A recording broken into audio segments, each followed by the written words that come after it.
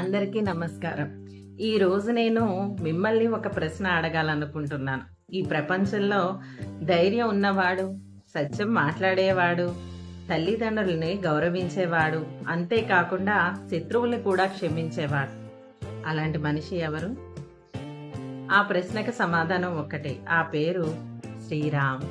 అందుకే వేల సంవత్సరాలు గడిచిన మన హృదయాల్లో ఇంకా జీవిస్తున్న పవిత్రమైన నామము శ్రీరామ్.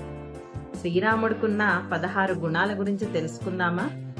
గుణవాన్, మంచి గుణాలు, వినయం, ప్రేమ, గౌరవం కలిగి ఉండే వ్యక్తి.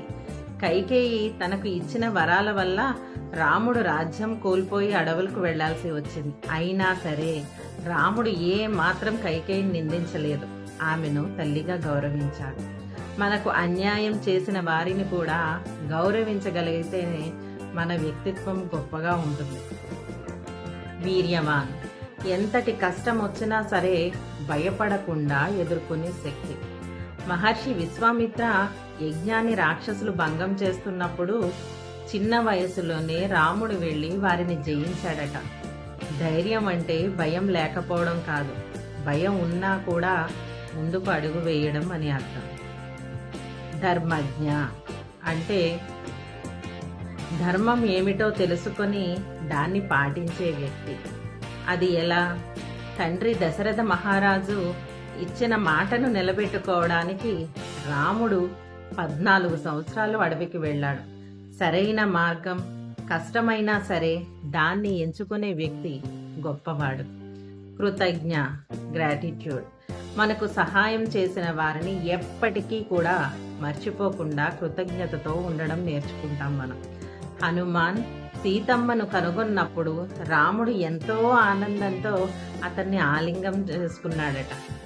ఇది కృతజ్ఞతకు ఒక గుర్తు. మనకు సహాయం చేసిన వారిని గుర్తించుకోవడం మన గొప్పతనం.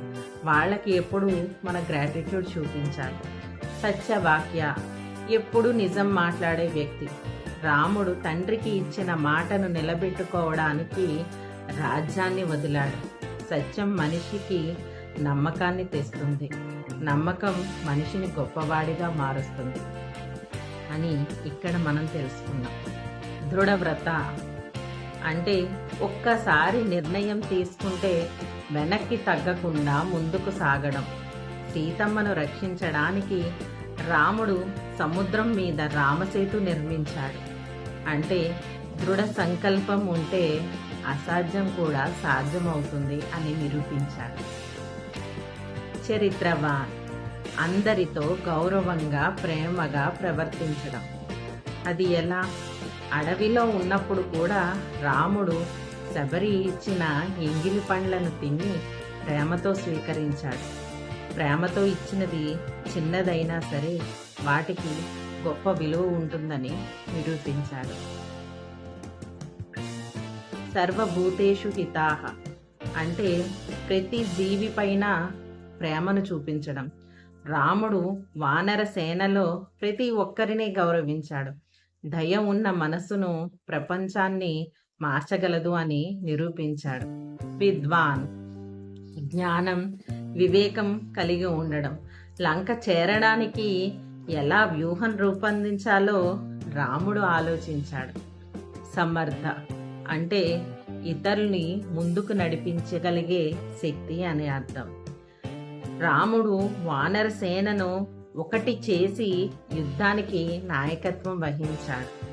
అంటే నాయకుడు అవ్వడం సులభమే, కానీ ఆదర్శంగా నిలవడం చాలా కష్టం. నాయకుడు అంటే ముందుకు నడిపించే వ్యక్తి. అంతేకాకుండా ఆత్మవాన్ అంటే మన భావాలను నియంత్రించుకోగలగాలి. అదే ఆత్మవాన్. అన్ని కష్టాలు వచ్చినా సరే రాముడు తన శాంతిని ఏ మాత్రం కూడా కోల్పోలేదు. మనసును నియంత్రించగలిగితే జీవితం కూడా మన చేతుల్లో ఉంటుందని శ్రీరాముడు నిరూపించాడు. ఏకప్రియ దర్శన అంటే చూసిన వారికి ఆనందాన్ని ఇచ్చే వ్యక్తిత్వం కలవారు అని అర్థం. అయోధ్య ప్రజలు రాముణ్ణి చూసి ఎంతో ప్రేమించేవారట. 6 అడుగుల ఆజానుబాహుడు, నీలమేఘ శ్యాముడు అని వర్ణించేవారట. మంచి మనసు ఉన్న వారికి ప్రపంచం ఎప్పటికీ ప్రేమిస్తుంది కదా. జితక్రోధ అంటే కోపాన్ని జయించడం అని అర్థం. కోపం మీద నియంత్రణ కలిగి ఉండడం. విభీషణుడు శరణు కోరినప్పుడు రాముడు అతన్ని స్వీకరించాడు. క్షమించగలిగిన వాడే నిజమైన బలవంతుడు అని నిరూపించాడు. అనసూయక అసూయ లేని మనసు కలవాడు అని అర్థం. ఇతరుల పైన అసూయ లేకుండా ఉండడం.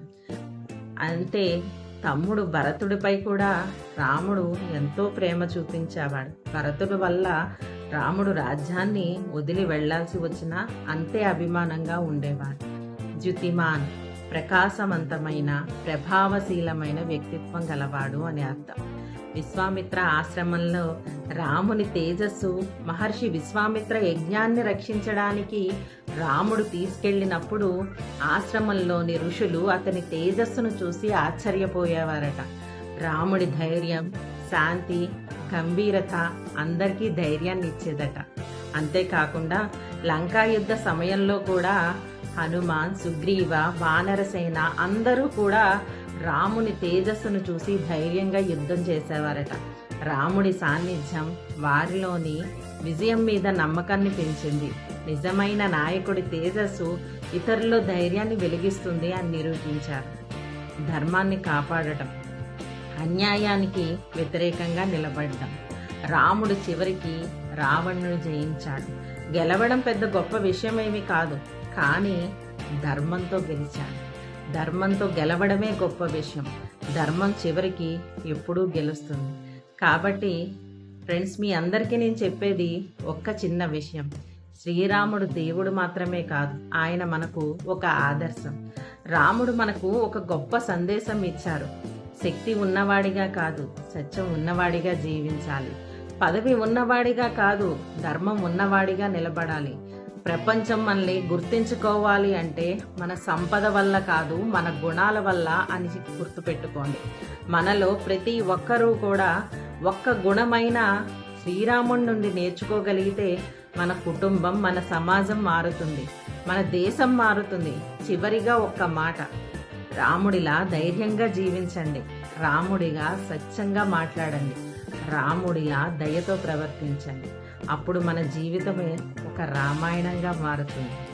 జై శ్రీరామ్.